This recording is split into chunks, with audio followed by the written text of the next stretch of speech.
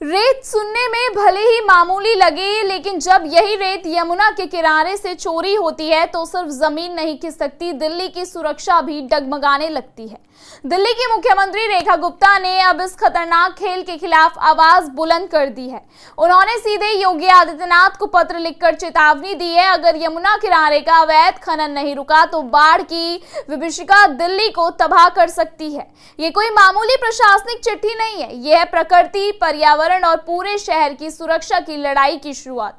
तो सवाल उठता है कि आप दिल्ली और यूपी सरकार यानी सीएम रेखा गुप्ता और मुख्यमंत्री योगी आदित्यनाथ मिलकर यमुना को बचाएंगे, या फिर अवैध रेत का ये साइलेंट माफिया दिल्ली को किसी बड़े खतरे की तरफ धकेल देगा। क्या है पूरी खबर, बताते हैं आपको विस्तार से, लेकिन उससे पहले आन भारत डिजिटल को सब्सक्राइब कर दीजिए। नमस्कार, स्वागत है आप सबका आन भारत पर। मैं हूं आपके साथ तनिषा भारद्वाज। दिल्ली की मुख्यमंत्री रेखा गुप्ता ने यमुना नदी के किनारे हो रहे अवैध रेत खनन को लेकर बड़ा कदम उठाया है। उन्होंने उत्तर प्रदेश के मुख्यमंत्री योगी आदित्यनाथ को पत्र लिखकर इस गंभीर मुद्दे पर तुरंत कार्रवाई की मांग की है। रेखा गुप्ता का कहना है कि दिल्ली और यूपी की सीमा से सटे यमुना क्षेत्र में तेजी से अवैध खनन हो रहा है, जिससे न सिर्फ नदी के किनारे कमजोर हो रहे घर, बल्कि दिल्ली में बाढ़ का खतरा भी लगातार बढ़ता जा रहा है। उन्होंने स्पष्ट रूप से कहा कि अगर इस पर समय रोक नहीं लगाई गई तो नतीजे बेहद खतरनाक हो सकते हैं। मुख्यमंत्री रेखा गुप्ता ने अपने पत्र में इस बात का भी जिक्र किया है कि यह मामला उत्तर राज्य प्रकृति का है और इसका समाधान भी तभी संभव है जब दिल्ली और उत्तर प्रदेश की सरकारें मिलकर साझा रूप से काम करें। उन्होंने दोनों राज्य के बीच एक ज्वाइंट इन्फोर्समेंट मैकेनिज्म बनाने की बात कही, जिससे अवैध खनन को प्रभावी ढंग से रोका जा सके। साथ ही उन्होंने आग्रह किया कि उत्तर प्रदेश सरकार अपने अफसरों को निर्देश दे ताकि यमुना नदी से लगने वाली यूपी दिल्ली के बॉर्डर तय किए जा सके, ताकि दोनों राज्य की सीमाओं में खनन माफिया के खिलाफ कार्रवाई के दौरान असमंजस की स्थिति न रहे।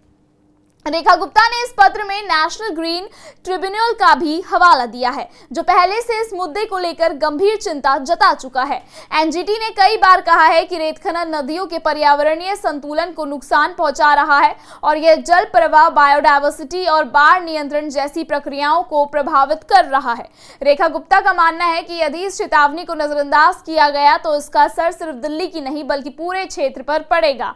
दिल्ली सरकार का यह कदम ऐसे वक्त पर आया है जब मानसून की शुरुआत हो चुकी है और यमुना में जलस्तर धीरे धीरे बढ़ने लगा है। ऐसे में कमजोर तटबंधों और अवैध खनन से बनी गहरी खाइयों के चलते बाढ़ का खतरा कहीं ज्यादा गंभीर हो सकता है।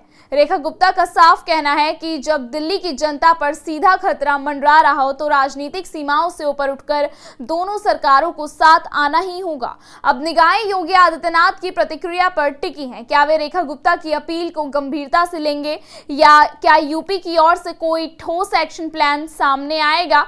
ये सवाल आने वाले दिनों में इस मुद्दे की दिशा को तय करेंगे। एक बात तो साफ है कि रेत के नाम पर हो रहे इस खनन कांड पर अगर अब भी रोक नहीं लगी तो आने वाली पीढ़ियां हमें माफ नहीं करेंगी। यमुना सिर्फ नदी नहीं बल्कि दिल्ली की धड़कन है और उसे बचाना अब सिर्फ सरकारों का नहीं, सबका फर्ज है। तो साथियों, सवाल सिर्फ इतना नहीं है कि रेत कौन ले जा रहा है, सवाल ये है कि हमारी नदियां कब तक लुटती रहेंगी और हम चुप बैठे रहेंगे। मुख्यमंत्री रेखा गुप्ता ने एक जरूरी और समय पर कदम उठाया है। अब बारी है योगी आदित्यनाथ और उत्तर प्रदेश सरकार की कि इस खतरे को पहचाने और एक ठोस मिलाजुला एक्शन ले। उम्मीद है कि दो राज्यों की सरकारें मिलकर इस रेत के सन्नाटे को समझदारी और सख्ती से तोड़ेगी, क्योंकि ये सिर्फ रेत नहीं जा रही है, ये हमारी जमीन, सुरक्षा और आने वाला कल बहता जा रहा है। फिलहाल इस खबर पे इतना ही। इस खबर पर आपकी क्या राय है, कमेंट सेक्शन में हमें जरूर बताइएगा।